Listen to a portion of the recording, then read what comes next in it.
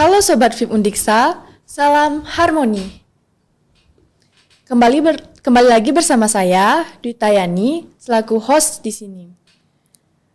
Perkenalkan, saya adalah mahasiswa semester 4, Prodi Teknologi Pendidikan, Fakultas Ilmu Pendidikan, Universitas Pendidikan Ganesha. Di sini saya tidak sendiri, saya ditemani oleh Kak Anggun dari Fakultas Bahasa dan Seni Undiksa. Kak Anggun?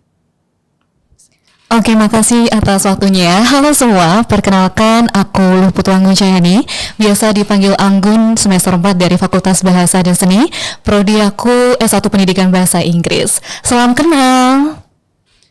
Oke, Kak Anggun gimana nih kabarnya? Baik, Astangkara, kamu gimana kabarnya? Baik juga dong. Oke, sebelumnya saya ingin mengucapkan terima kasih kepada Kak Anggun karena telah menyempatkan datang pada podcast kali ini. Nah, di sini saya dan Kak Anggun akan berbincang-bincang bersama mengenai topik dan isu-isu tentang dunia pendidikan, di mana topik dan isu-isu ini sering dibahas oleh mahasiswa maupun pelajar yang ada di seluruh Indonesia. Oke, sebelum lanjut ke topik, kita kenalan lebih dalam nih tentang Kak Anggun. Kak Anggun ini kesibukannya apa aja sih? Oke, untuk kesibukan sekarang ini aku lagi sibuk kampus mengajar karena aku kebetulan lulus program kampus mengajar angkatan 5. Di samping itu aku juga ikut UKM Persma Visi Undiksa atau yang biasa menaungi di bidang jurnalistik, dan aku juga bergerak dalam bidang volunteer sebagai pengajar di English for Bali. Nah, seperti itu. Di samping itu juga aku punya pekerjaan side job seperti MC, host, dan moderator. Wah, seperti yang kita tadi sudah dengar, Kak Anggun ini mahasiswa yang cukup produktif ya, Sobat FIP. Nah, mungkin selain kampus mengajar, tadi Kak Anggun juga ikut organisasi di luar kampus, seperti yang tadi disebutkan, ada volunteer, dan juga bekerja sebagai MC. Oke, langsung saja kita bahas tentang FBS terlebih dahulu nih. FBS itu kan terkenal akan jiwa seni dan public speaking dari mahasiswanya. Nah, Kak Anggun ini merupakan salah satu mahasiswa yang cukup berprestasi dalam bidang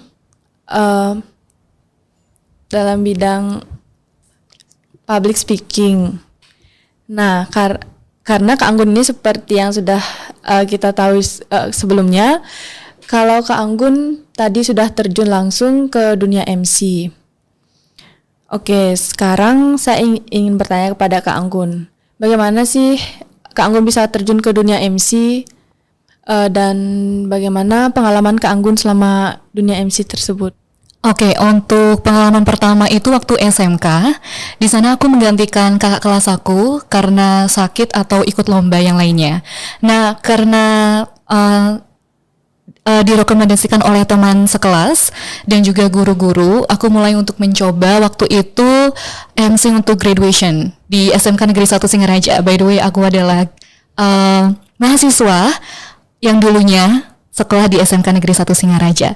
Setelah itu aku ikut lomba Pewara Bahasa Bali, membaca Orti Bali, dan Astangkara mendapatkan juara 2, walaupun persiapannya itu cuma 2 minggu atau 3 minggu, tapi akhirnya bisa meraih juara 2. Dan setelah itu aku memutuskan untuk mendalami bidang ini karena aku juga tertarik, dan juga dukungan dari orang-orang sekitar seperti teman, keluarga, dan juga guru-guru waktu itu. Nah, long short story, di dunia perkuliahan ini aku dipertemukan dengan bidang PIC atau Person in Charge, di mana Person in Charge ini dinaungi oleh HMJ Bahasa Asing di sana, dan aku adalah anggota aktif di sana. Dari sana aku belajar bagaimana menjadi moderator yang baik, pewara, MC, host, dan lain sebagainya. Nah, dari sana dipakai untuk acara-acara event kampus, acara fakultas maupun HMJ. Nah, pencapaian terbesar aku itu waktu magang di SMK Negeri 1 Singaraja. Aku magang di Kantor Pelayanan Perbendaharaan Negara Singaraja, KPPN Singaraja. Nah, kepala kantornya mempercayakan event besar di Gedung Keuangan Negara untuk aku menjadi pewaranya. Nah, itu adalah pengalaman terbesar aku selama meniti karir sebagai MC, seperti itu. Oh, ternyata Kak Anggun pengalaman menjadi MC-nya tidak terduga-duga ya. Iya. Dan dari awalnya disuruh menggantikan kakak kelas dan bisa menjadi MC di lembaga keuangan. Nah, sekarang kita lanjut ke topik pembahasan kita yang utama tentang isu-isu yang ada di dunia pendidikan. Biasanya di dunia pendidikan itu pasti memandang tinggi rendahnya nilai mata pelajaran atau IPK yang didapatkan. Nah, menurut Kak Anggun, gimana nih pandangan Kak Anggun tentang nilai atau tinggi rendahnya nilai atau IPK yang kita dapatkan? Oke, untuk tinggi atau rendahnya nilai IPK yang kita dapatkan itu tergantung dengan situasi dan kondisi. Apalagi zaman sekarang itu pasti persaingan sangat ketat. Di kalangan mahasiswa itu aku akui banyak persaingan baik yang sehat maupun secara tidak sehat akan bersaing untuk mendapatkan IPK tertinggi. Tapi bagi aku, sudut pandang aku sesuai dengan pengalaman, bahwasannya nilai bukanlah suatu utama yang harus kita kejar, melainkan bagaimana kita bisa mengamalkan atau merealisasikan apa yang kita pelajari dalam kehidupan nyata. Jadi untuk nilai bagi saya itu bukanlah yang utama, tapi masih dibutuhkan di sistem pendidikan Indonesia saat ini. Untuk aku sendiri, aku lebih mengutamakan bagaimana kita berperilaku dan menanamkan pendidikan moral ataupun karakter dalam diri kita, dan juga karena aku mengikuti kampus mengajar ya, jadi aku juga menanamkan nilai-nilai pendidikan karakter terhadap murid-murid aku yang ada di sekolah, seperti itu. Baik, kalau menurut aku nih tentang nilai tinggi rendahnya nilai itu menurut aku sih penting nggak penting, yaitu bergantung pada dosen atau gurunya, karena di masa sekolah aku mendapatkan nilai yang cukup tinggi, namun aku rasa kemampuanku itu tidak sesuai dengan nilai yang aku dapatkan. Sedangkan di kuliah itu sudah sesuai, karena di kuliah itu ada transparansi nilai yang dikasih oleh dosen. Nah, ada juga nih dosen yang tidak mengasih transparansi nilai, namun itu bisa menjadi bahan evaluasi untuk para dosen nanti ke depannya agar bisa memberikan transparansi nilai kepada mahasiswanya, agar mahasiswanya dapat mengukur kemampuan dari mata pelajaran yang mata kuliah. Oke. Kan Kak Anggun mengikuti kampus mengajar nih. Nah, Kak Anggun pasti sudah pernah mengajar. Gimana penilaian Kak Anggun terhadap siswa-siswa yang Kak Anggun ajar? Gimana tekniknya yang Kak Anggun bisa terapkan mungkin kepada mereka? Oke, baik. Pertanyaan bagus ya. Sejujurnya, honestly, untuk mengajar siswa SD itu sangat-sangatlah susah minta ampun. Karena mereka masih dalam fase bermain, kepo terhadap sesuatu yang belum mereka ketahui secara sempurna. Jadi untuk aku yang mendapatkan tugas di SD 2 Pakisan, itu jauh banget, di gunung tempatnya ya, deket Kintamani. Jadi untuk 1 jam perjalanan ke sana nyampe sekolah, antusias siswa itu sangat-sangatlah besar. Namun ketika sudah memasuki kelas untuk memulai pembelajaran, mereka lebih intens untuk melakukan permainan, game, ice breaking. Jadi kebanyakan waktu pertama saya memasuki kelas itu saya akan menyesuaikan apa yang mereka mau, apa yang mereka ingin pelajari. Pasti yang pertama saya tanya, kalian mau apa? Kalian mau belajar apa? Kalian mau bermain? Ayo bermain. Tapi saya akan membuat perjanjian kontrak. Nah, perjanjian kontrak ini saya akan beritahu atau informasikan sebelum kelas dimulai. Jadi, misalkan nih, anak-anak pengen banget bermain. Jadi, perjanjiannya seperti ini. Kalau kalian ingin bermain, kita akan belajar terlebih dahulu selama 10 menit aja deh. 10 menit. Setelah itu, siapa siswa yang sudah selesai mengerjakan tugas yang saya beri, maka siswa itu boleh bermain sepuasnya, baik di dalam kelas maupun di luar kelas. Ketika di dalam kelas, siswa itu boleh bermain asalkan tidak mengganggu siswa lainnya yang sedang mengerjakan tugas. Seperti itu. Nah, untuk kelas 5. Kelas 5 di sekolah penunggang saya itu sangat favorit ya. Terlebih lagi di kelas 5 itu banyak siswa yang belum bisa membaca, menulis, dan berhitung. Kalistungnya sangat kurang. Sedangkan di program kampus mengajar itu mengedepankan dan mengutamakan bagaimana kita meningkatkan kemampuan literasi dan numerasi siswa. Jadi itu adalah PR terbesar kami dan saya khususnya untuk bisa mengurangi atau mereduce siswa yang belum bisa membaca, menulis, dan berhitung. Jadi untuk perfokusan itu kita akan bagi di kelas 5 siapa yang bisa baca, menulis akan berada di kelompok 1 dan 2. Nah, untuk siswa yang belum bisa berhitung, membaca, dan menulis akan kami bawa ke tempat khusus yaitu di basecamp kami di sekolah untuk diajari terlebih dahulu basic-basicnya. Karena for your information bahwasannya untuk pendidikan sekarang apalagi di SD itu guru tidak boleh tidak meluluskan siswa atau tidak menaikkan siswa. Semua harus diluluskan, semua harus dinaikkan. Entah itu siswanya slow learner atau fast learner dalam kategori bodoh ataupun pintar, mereka harus tetap dinaikkan. Nah, itulah PR yang sangat besar. Apalagi mereka sama sekali tidak bisa mengenal, apalagi mereka sama sekali belum mengenal huruf. Mungkin itu akibat dari pandemi kemarin selama 2 tahun, apalagi di sekolah itu berada di desa terpencil, otomatis orang-orang tuanya itu hanya berfokus kepada mencari uang untuk menghidupi keluarganya dan memilih untuk membiarkan anak mereka belajar sendiri ataupun bermain. Oke, seperti itu, Duita. Oke, ternyata sekarang di SD sudah berbeda ya teknik penilaiannya semenjak ada kampus mengajar ini. Nah, saya juga belajar tentang penilaian ini dan emang kurikulum dari tahun ke tahun itu berubah. Yang dari awalnya kurikulum 2013, mungkin sekarang yang Kak Anggun ajarkan itu menggunakan kurikulum Merdeka. Jadi ada teknik penilaian yang tertentu yang tidak membolehkan guru atau pendidik untuk tidak meninggalkan siswa pada jenjang kelas tertentu. Oke, kita lanjut ke topik kedua yaitu tentang tugas. Nah, kita seperti yang kita ketahui itu tugas itu kan adalah suatu kewajiban dari seorang pelajar dan mahasiswa. Pasti tugas itu selalu didapatkan, namun tugas yang kita dapatkan pada masa SMA dan masa kuliah itu pasti berbeda jauh. Entah itu jumlah kapasitasnya ataupun tingkat kesulitannya. Nah, jadi di sini pasti banyak nih teman-teman yang susah memanajemen tugasnya dengan baik karena mengikuti organisasi atau bekerja sehingga tugas yang banyak dengan deadline yang sangat dekat itu pasti sangat susah sehingga banyak yang memilih untuk mencari jalan lain seperti joki tugas. Nah, joki tugas ini menurut Kak Anggun gimana sih adanya joki tugas ini? Oke, untuk joki tugas sendiri itu keberadaannya sangat meresahkan ya. Apalagi dengan promo-promo yang ditawarkan, pasti menggiurkan dan membuat kita untuk oke, aku mau joki tugas deh.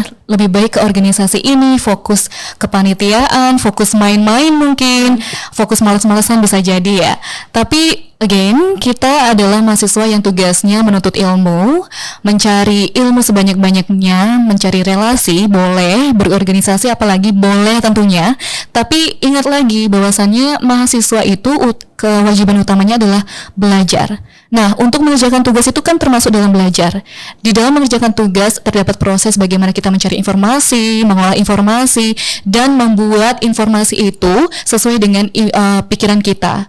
100% yang diharapkan jawaban yang kita hasilkan untuk membuat tugas itu adalah pemikiran kita, bukan copy paste atau menciplak teman. Seperti itu. Nah, untuk joki tugas sendiri menurut aku pribadi janganlah pakai joki tugas ya, apalagi kita masih muda, generasi muda apalagi.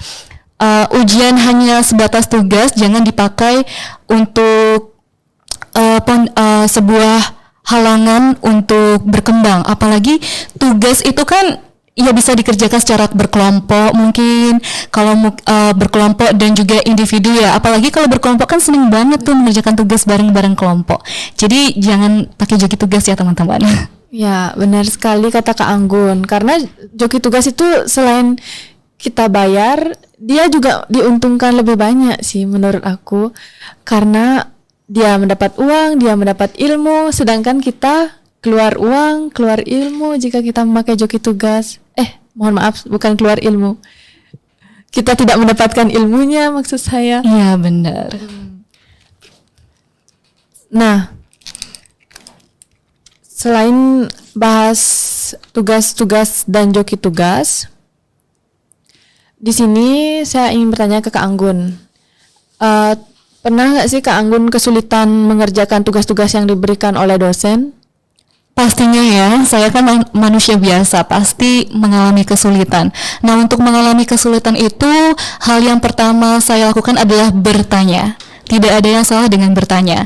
Kalau ada kata pepatah mengatakan malu bertanya, sesat di jalan. Itu sangat-sangat relate dengan kehidupan kita dan khususnya kehidupan saya, di mana ketika saya mengalami kesulitan untuk menyelesaikan tugas, hal yang pertama adalah bertanya kepada teman pastinya. Nah, jika teman itu juga aku juga nggak tahu tugasnya apa, kan gitu, sering kita mengalami seperti itu. Nah, setelah bertanya kepada teman nggak bisa dan nggak menemukan jalan keluarnya, selanjutnya kita bisa langsung bertanya kepada dosen dengan cara yang sopan. Pasti setelah bertanya langsung buat tugasnya, jangan ditunda-tunda. Pasti di sini mahasiswa kebanyakannya malas dan mager untuk mengerjakan tugas sehingga menumpuk. Jadi seperti itu, Dita. Oke. Jadi solusi Kak Anggun jika ada mengalami kesulitan tentang tugas, Kak Anggun bertanya ke teman terlebih dahulu. Lalu jika temannya tidak mengetahui, Kak Anggun bertanya ke dosen dengan syarat sopan, gitu ya, Sobat VIP. Oke, lanjut ke topik berikutnya.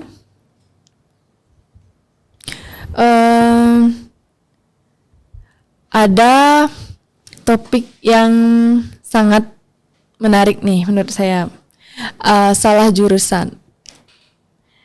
Sobat VIP, ada yang ngerasa salah jurusan nggak? Nah, yang sering ngerasa salah jurusan itu pasti kurang informasi sebelum memilih sebuah jurusan, atau mereka dipaksa oleh orang tua untuk mengikuti jurusan tersebut. Nah, menurut Kak Anggun gimana nih pendapat Kak Anggun tentang mahasiswa yang merasa salah jurusan, dan kita sebagai temannya atau bahkan kita yang pernah ngerasa salah jurusan itu gimana sih cara menyikapinya? Oke, sejujurnya saya pernah mengalami salah jurusan waktu SMK karena waktu itu kena zonasi ya. Saya maunya milih SMA jurusan bahasa. Terus pindah ke sampingnya yaitu SMEA jurusan akuntansi karena satu-satunya jurusan yang tersisa. Ya. Nah, untuk menjalani akuntansi itu saya daftar sendiri, nggak tahu apa-apa, jadi ya asal-asal daftar, dapatnya akuntansi. Pasti stres dong karena I'm not good at mathematics. Aku sama sekali nggak pinter matematika, sangat benci hitung-hitungan dan angka. Dipaksa untuk mempelajari akuntansi yang notabene berhubungan langsung dengan matematika dan hitung-hitungan. Tapi ya aku nggak mau menyerah. Aku harus berusaha dan aku harus belajar. Walaupun salah jurusan, kita harus mengingat bahwasannya orang tua kita tidak pernah lelah untuk membiayai semua kebutuhan hidup kita, termasuk dalam bidang pendidikan. Jadi jangan mudah menyerah, dan yang terpenting adalah mencoba. Walaupun kalian tidak mempunyai kemampuan dalam bidang itu, at least kalian mau mencoba dan berusaha. Dan yang terpenting yaitu dukungan dari lingkungan terdekat seperti teman-teman, keluarga, ataupun pacar mungkin. Pasti dong harus mempunyai support system untuk bisa melewati hari-hari salah jurusannya. Seperti itu, Kak. Nah, benar nih Kak Anggun. Apalagi kalau udah ada Ayang nih, makin semangat. gitu kan, walaupun salah jurusan tetap digas gitu. Tapi kalau menurut aku salah jurusan itu hal yang kalau mau kita bilang gagal itu emang udah gagal, tapi benar kata yang dikatakan Kak Anggun tadi, kita harus tetap berusaha walaupun itu udah di tengah jalan, kita lanjut aja terus pokoknya sampai kita merasa kita belajar banyak dari jurusan ini, walaupun kita awalnya itu ngerasa emang salah-salah. Tapi Kak Anggun punya tips gak buat calon-calon mahasiswa baru nih, calon Civitas Akademika Undiksa, agar tidak salah milih jurusan? Kan sekarang ini lagi UTBK nih, mereka lagi ngerjain soal nih. Kak Anggun bisa kasih tips sedikit? Oke, baik, untuk tipsnya itu yang pertama, jangan ikut-ikutan. Jangan ikut-ikutan bestie kalian, jangan ikut-ikutan omongan orang tua kalian ataupun tetangga kalian mungkin ya. Karena anak tetangganya sukses jadi PNS, kamu harus masuk ke politeknik ini, padahal suka nyanyi-nyanyi, suka menggambar, suka dunia art, seperti itu. Yang kedua, kenalilah diri kamu sendiri. Mengenali diri kamu tuh sangat-sangat penting. Apa yang ingin kamu lakukan dan apa yang ingin kamu capai, tanyakan kepada diri kamu sendiri. Gak perlu lihat dan dengar omongan orang lain. Itu hanya 2 tips. Jangan ikut-ikutan dan kenali dirimu dengan baik. Seperti itu. Benar Kak Anggun. Nah itu tadi tips dari Kak Anggun. Terima kasih Kak Anggun telah memberikan tips. Semoga Sobat VIP dan juga calon-calon Civitas Akademika Undiksa bisa menggunakan tips yang Kak Anggun berikan. Oke, itu tadi tips dari Kak Anggun. Lanjut ke topik berikutnya, itu ada soft skill. Nah, soft skill itu kan adalah suatu kemampuan yang dimiliki oleh pribadi masing-masing. Nah, Kak Anggun ini menurut saya sudah mempunyai soft skill ya, Sobat VIP. Kalian juga pasti sudah tahu apa soft skill dari Kak Anggun ini. Nah, Kak Anggun kan udah punya soft skill nih. Kan soft skill itu ada banyak. Soft skill apa sih yang harus kita kuasai sebagai mahasiswa? Oke, untuk soft skill dari aku pribadi, menurut pengalaman dan pandangan aku sendiri, yang paling utama itu adalah kemampuan kita berkomunikasi.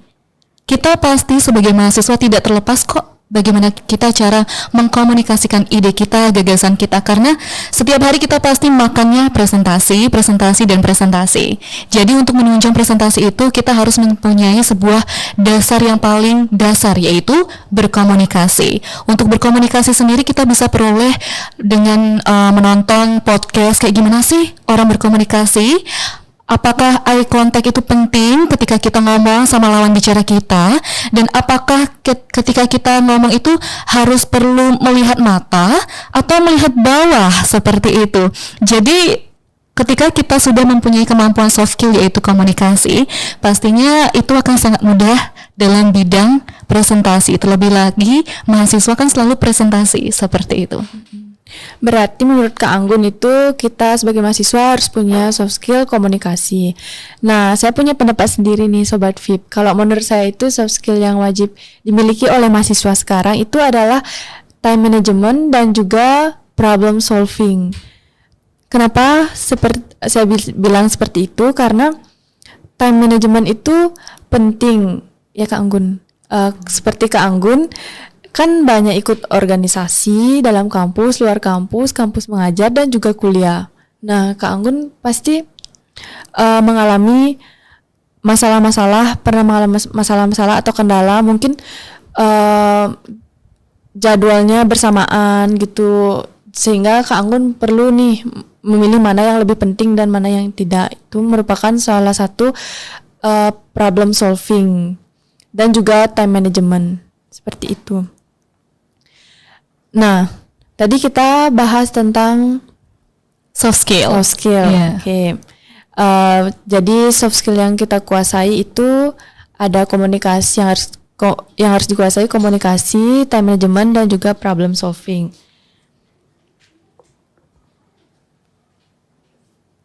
Nah, lanjut Mungkin Kak Anggun kan tadi ada komunikasi, punya soft skill komunikasi. Mungkin Kak Anggun bisa sedikit menampilkan bagaimana Kak Anggun kalau sedang MC gitu kepada Sobat VIP. Sobat VIP mungkin ingin tahu Kak Anggun seperti apa kalau sedang menge-MC. Waduh, malu nih. Kira-kira kamu mau MC yang kayak gimana di acara apa? Yang di acara mungkin wisuda ya, biar Sobat VIP yang masih skripsian makin semangat nih buat skripsi. Oh, oke. Nah, untuk itu berarti pewara ya, pewara wisuda. Boleh. Oke, aku contohin ya. Oke. Sidang Senat terbuka. Wisuda ke-70 Universitas Pendidikan Ganesha dimulai. Hadirin dimohon berdiri. Seperti itu. Wah, keren sekali nih. Semoga cringe ya. Enggak, itu udah bagus. Mungkin yang lain Kak Anggun. Oke, yang cheerful ya gayanya ya. Oke, mungkin acara ulang tahun anak-anak kecil ya. Boleh. Oke. Halo semua, selamat datang dalam acara ulang tahun Aditya ke-7 tahun. Oke, waduh, Adit udah tampan nih di sini. Tampan nggak? Ganteng nggak? Ganteng katanya. Ada yang pacarnya Adit, boleh angkat tangan? Waduh, 5 pacarnya ya. Oke, selanjutnya kita langsung saja potong kue bersama. Siap? Ayo kita nyanyi bareng-bareng. Selamat ulang tahun. Nah, seperti itulah. Oke, baik. Nah, itu tadi Sobat VIP, kalian sudah dengar kan gimana pewara yang ditampilkan Kak Anggun. Mungkin kalian bisa belajar nih dari cara Kak Anggun bicara tadi. Kita bahas tentang organisasi ya Kak Anggun, karena tadi kita habis soft skill. Mungkin ini berkaitan sedikit tentang soft skill. Nah, kan organisasi nih Kak Anggun udah ngejelasin tadi ikut organisasi apa aja. Terus gimana sih menurut Kak Anggun tentang organisasi ini? Apakah organisasi itu penting diikutin oleh mahasiswa ataupun anak-anak sekolahan? Oke, untuk organisasi penting nggak sih? Pastinya penting ya. Di dunia perkuliahan kita yang diasah sebagai mahasiswa itu soft skill dan hard skill. Tapi untuk menambah itu sebagai nilai plus adalah untuk mengikuti organisasi. Di dalam organisasi kita bisa memperluas relasi kita. Kita bisa menjadi tahu, oh aku bisa berteman ini, nanti aku bisa dapat job kayak gini. Contohnya seperti aku ketika aku join UKM Persma Visi Undiksa yang menaungi dalam bidang jurnalistik, aku bisa menambah relasi aku nih. Si A punya acara ini, aku bisa di-calling jadi host atau moderator. Jadi bisa menguntungkan dong.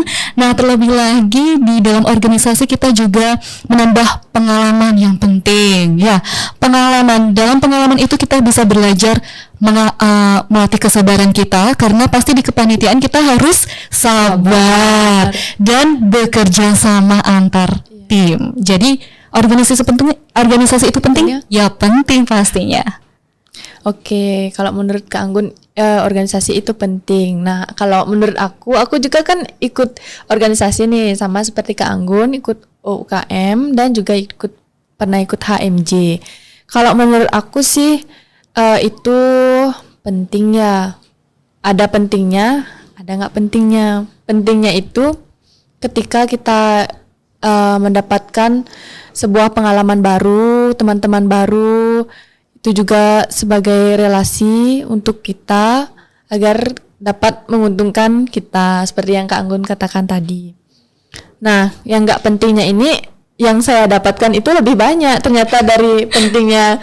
Kalau Kak Anggun itu mendapatkan yang pentingnya lebih banyak. Kalau saya itu saya mendapatkan nggak pentingnya. Kenapa? Karena seperti yang kita ketahui, organisasi kan mempunyai proker. Proker itu berjalan bersamaan pada saat kuliah. Itu kita harus pandai-pandai mengatur waktu dengan baik. Nah, jadi saya itu karena kurang time management, jadi menurut saya itu sangat tidak menguntungkan untuk saya. Selain itu, karena saya tidak bisa mengatur waktu dengan baik, saya menjadi tertekan dan lelah batin.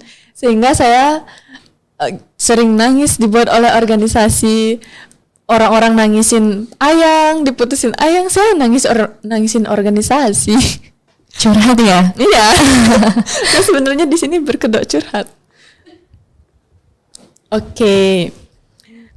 Itu menurut saya kalau nggak pentingnya. Nah, kalau Kak Anggun sebelum ikut UKM organisasi yang ada di kampus ini dan organisasi lain, semasa sekolah Kak Anggun pernah ikut organisasi juga. Oh, di masa sekolah SD sampai SMK itu saya jadi siswa kupu-kupu ya. Oh. Ya seperti mahasiswa kupu-kupu karena saya melihat di lingkungan teman saya juga mereka itu pasif. Jadi saya ikutan pasif. Oh. Padahal saya juga pengen berorganisasi, tapi berorganisasi dan menjadi aktif itu juga dipengaruhi oleh faktor lingkungan, pertemanan. Terlebih lagi kalau misalkan teman-teman kita juga pasif, kita bakal ikutan pasif. Ketika kita berada di lingkup pertemanan yang aktif, mengejar organisasi, ikut OSIS, ikut kepramukaan, dan lain sebagainya, otomatis kita akan terpengaruh. Sayangnya waktu itu saya berada di lingkungan pertemanan yang pasif, belajar ya belajar aja di kelas, pinter di kelas gitu. Jadi saran saya ya pilih pertemanan yang menguntungkan kalian sebanyak-banyaknya. Wah, bener nih dikatain Kak Anggun. Soalnya saya juga dulu nggak ikut organisasi kampus waktu SMA dan baru ikut mau tahu-tahu organisasi itu gara-gara teman. Wah, semua pada ikut organisasi nih, kok saya nggak ikut gitu kan? Ikut dong, masa kau mau tidur-tiduran, ngapain kau di Singaraja ini? Gitu. Iya, betul. Membuang-buang waktu. Ternyata setelah tahu organisasi itu bagaimana, saya menjadi tidak ikut lagi. Waduh, parah ya. Iya. Berarti organisasi itu menurut Kak Anggun penting dan sebelumnya Kak Anggun tidak pernah mengikuti organisasi dan sekarang mengikuti organisasi karena lingkungan.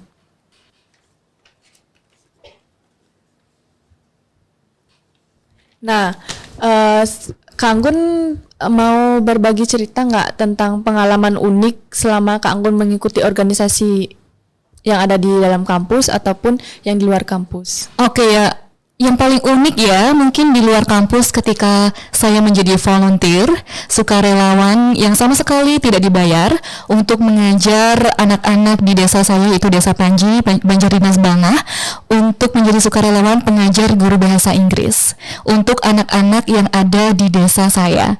Karena bahwasannya anak-anak yang di desa saya sebagian besar kan SD, ada juga yang SMP dan juga SMK yang join kelas saya. Mereka kebanyakan dari SD tidak diajarkan mata pembelajaran bahasa Inggris.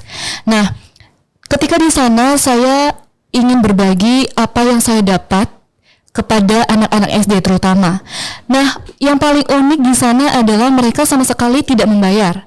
Mereka ketika datang ke kelas membawa sampah plastik untuk ditukarkan menjadi uang.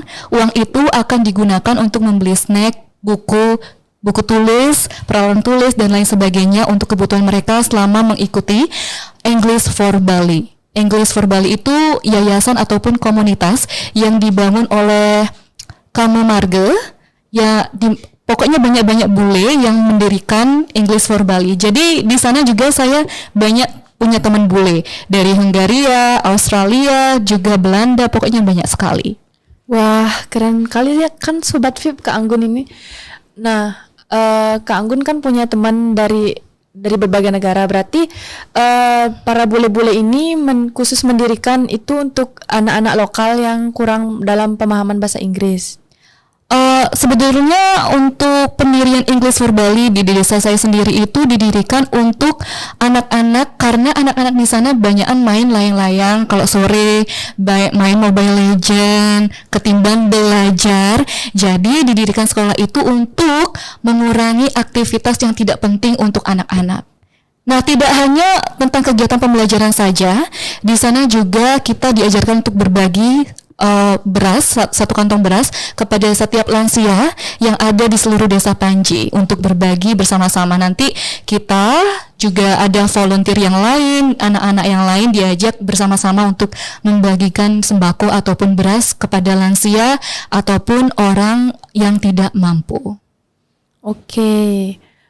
Sangat bermanfaat sekali ya para bule-bule ini mendirikan sebuah yayasan untuk anak-anak yang ada di sana, serta juga dapat membantu warga-warga sekitar. Nah, untuk Sobat VIP yang mau menjadi bagian dari volunteer, bisa belajar dari pengalaman Kak Anggun. Dia menjadi volunteer karena ingin belajar banyak dan mencari pengalaman.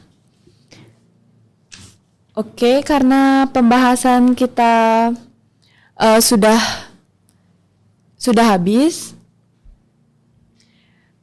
Beberapa hal yang perlu kita pahami di sini adalah mulai dari nilai, ikut organisasi, tugas, dan juga soft skill. Itu sangat penting ya teman-teman semua, Sobat VIP khususnya, dan Civitas Akademika Undiksa.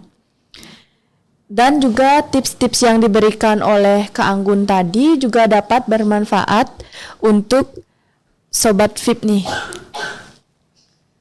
Dan saya berharap bahasan ini dapat bermanfaat untuk seluruh Civitas Akademika Undiksa dan khususnya Sobat VIP. Nah, sebelum saya ingin mengucapkan terima kasih kepada Kak Anggun karena telah menyempatkan waktunya untuk berbincang-bincang seputar dunia pendidikan di sini. Sama-sama, aku seneng loh berbagi kayak gini. Nanti kalau diundang berkesempatan lagi, Kak Anggun datang ya. Pastinya ya. Sekian podcast kali ini. Sampai jumpa di podcast selanjutnya. Salam harmoni.